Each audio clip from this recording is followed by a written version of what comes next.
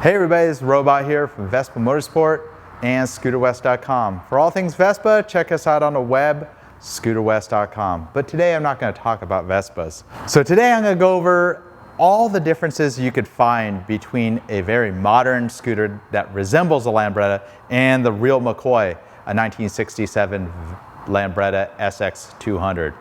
So first of all, you know they're separated by over 50 years of time. And a lot has changed in the scootering world over all these years.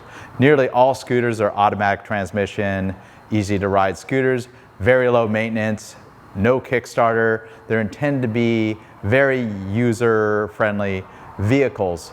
Well, back 50 years ago, the Lambretta and the Vespa with the 4-speed manual transmission and a Kickstarter was also intended to be a easy-to-use two-wheel vehicle in comparison to motorcycles that were produced 50 or 60 years ago. So here we have a 2020 Royal Alloy RA150. It's got a 150cc automatic transmission, 4-stroke engine, has a top speed in around 60 miles an hour. To the right of me, I have the Lambretta SX200. It's a 4-speed manual transmission, and at its time was one of the faster scooters. A 200cc 2-stroke engine, made about 11 horsepower. Has a top speed close to about 70, maybe they'll hit 75 on a really good day. Better have your hand over the clutch if you know about vintage bikes and running them hard sometimes. So you can find lots of videos on the Lambretta series. I'm by no means an expert on Lambretta scooters. I do know something like this SX200. I'd like to have that in my collection. This belongs to Alex, the owner of and founder of Vespa Motorsport and Scooter West. He's had this for several years. It's just an unrestored, all original condition SX200. Only thing new I can see on it is newer tires and a new seat cover on it. But ironically, it looks real similar to this Royal Alloy, both in the color package and just the overall shape. But I want to go over all the main differences. So most people buy the Royal Alloy 150 because it's reminiscent of the classic Lambretta. And classic Lambrettas are very hard to come by. I would say you can find 10 Vespas for every one Lambretta. It may even be more like 20 Vespas for every one Lambretta here in North America. There's just not that many on the road that are restored and in running condition. I know very few people in all of San Diego that are other friends of mine that are into classic Vespas and Lambrettas that even have running Lambrettas. There is kind of a joke that goes around with the old Lambrettas. They were never quite as reliable as just the garden variety run-of-the-mill rotary valve Vespa. So pretty much a Vespa 1959 and later. Those were just simple and easy to maintain and typically more reliable just because they had fewer parts and just engineered to be simpler to work on and less things to go wrong with a vintage bike. Comparing to a new one, it's like an apple to an orange. This thing's a completely different beast to ride. You pretty much do services on it. With something like this, you got to do tune-ups, adjust cables, replace cables, fix pinch tubes, you know, and deal with a seized motor if you don't ride it right, know how to start it, know how to clear the flood if the motor's flooded out, know how to mix the oil with the gas. There's a lot to owning a vintage, any type of vintage vehicle. A lot of people think, oh, I want to own a vintage vehicle, and they don't even know that there's a manual choke on it. The choke is something that adds extra fuel. With most modern vehicles, they either have an automatic choke, such as this, on the carburetor, which is very unusual for 2020, when everything else is fuel injected nowadays. They do have a 300cc model Royal Alloy coming out soon that will have a fuel injected motor similar to the older generation Vespa GTS 300. So the main difference between these two scooters that I can see is the Royal Alloy is physically, like, I would say 5 or 10% larger, just in every dimension, especially the width. It's definitely a little wider, it's a little longer, it has 12-inch wheels versus the original 10-inch wheels. Ironically, both of them have disc brakes. The SX200's got a mechanical disc brake, which was way ahead of its time. This has got hydraulic front and rear disc brakes, which you expect for most modern scooters. They do have a very similar trailing link suspension design. On the Royal Alloy, they have a coilover adjustable shock. On the Lambretta, it's got an externally mounted dampener and the springs kind of inside that, the fork itself. You can see the vents on what looks like a brake drum, but in there is a solid steel disc with a mechanically actuated brake. Split rims, just like a vintage Vespa, so you have an inner tube in there. Also have the famous Lambretta fixed fender. Plastic on the Royal Alloy, metal on the Lambretta. You go to the horn cover. This is more reminiscent of a GP 200 or DL, a later model Lambretta, while the SX has a nice cast aluminum horn cover, and just underneath this grille is where the horn resides. Ironically, the leg shield trim is almost identical between the two. They even have a very similar detail for terminating the rubber trim on the leg shield edge. Both metal leg shield. Royal Alloy has a glove box, much like a Vespa. The handlebars are kind of just grown in size. These have a very skinny looking, nice petite looking handlebar setup. It's kind of a little bulkier on the Royal Alloy.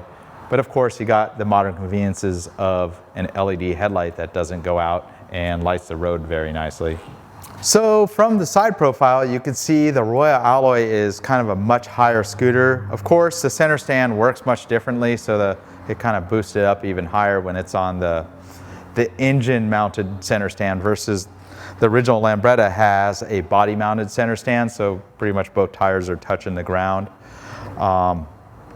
They both have a burgundy seat, and it's pretty much probably why the Royal Alloy went with the burgundy seat.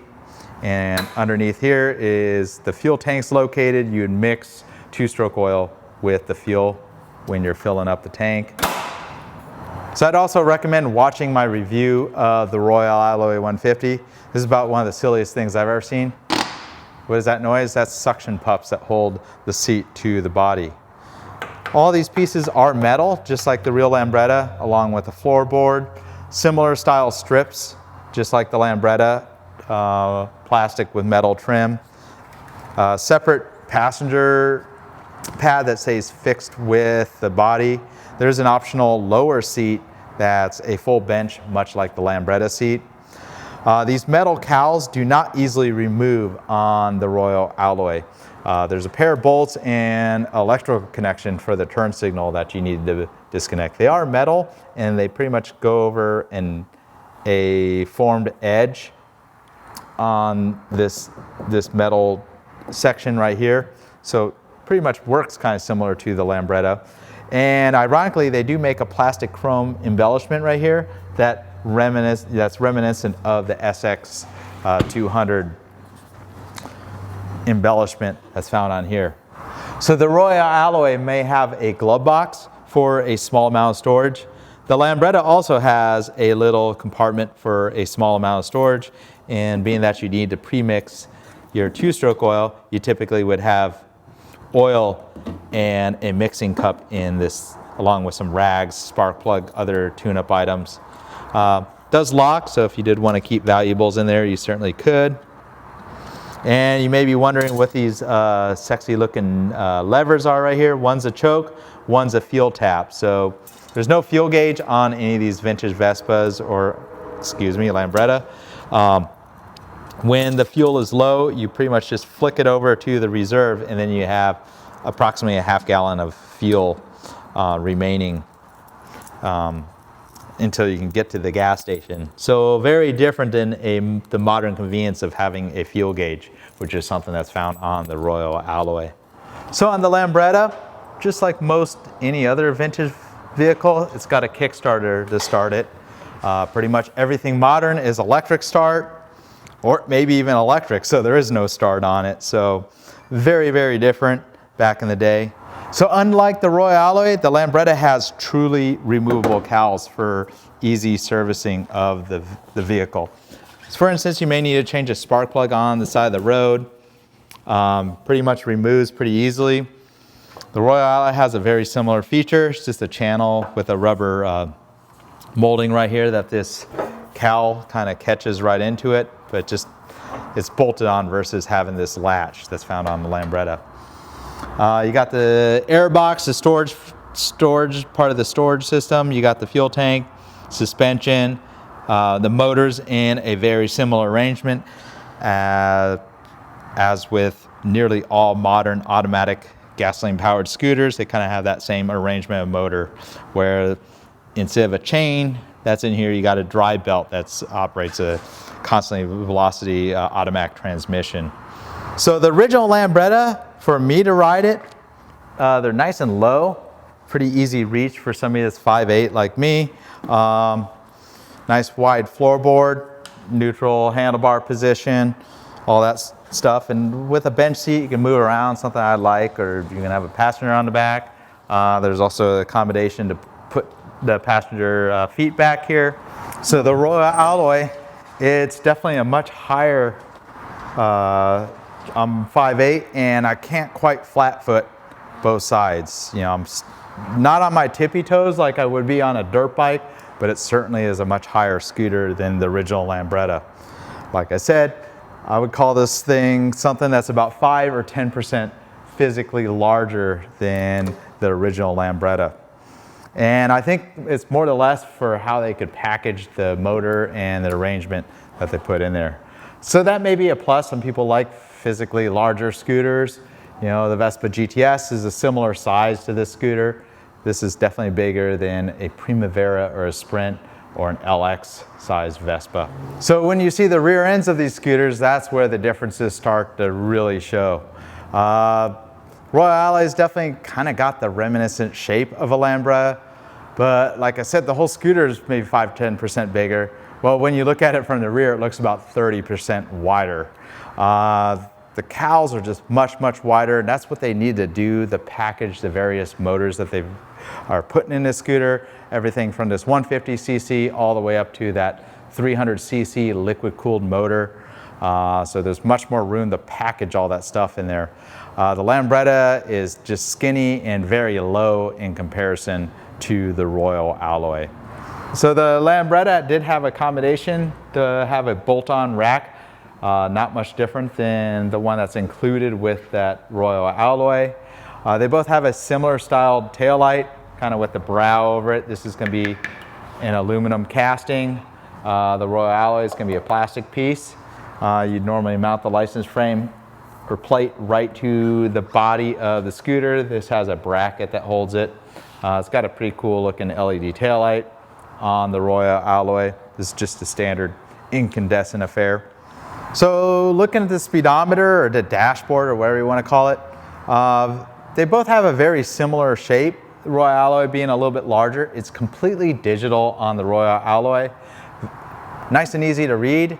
The Lambretta has just got the basic mechanical speedometer with an odometer. Of course, there's more features on the Royal Alloy, having a fuel gauge and a trip odometer that can be reset.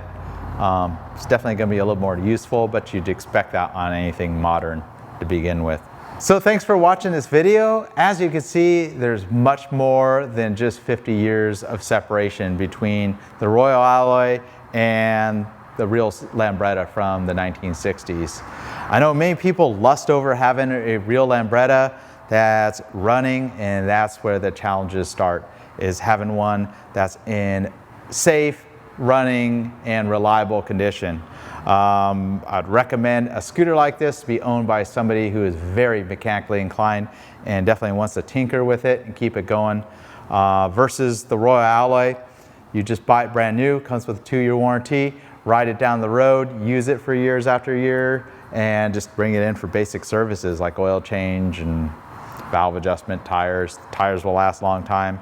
Very, very different scooters in the way you'd use them, especially in the modern days.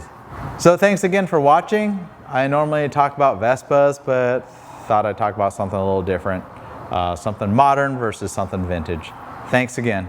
Until next time, Robot here.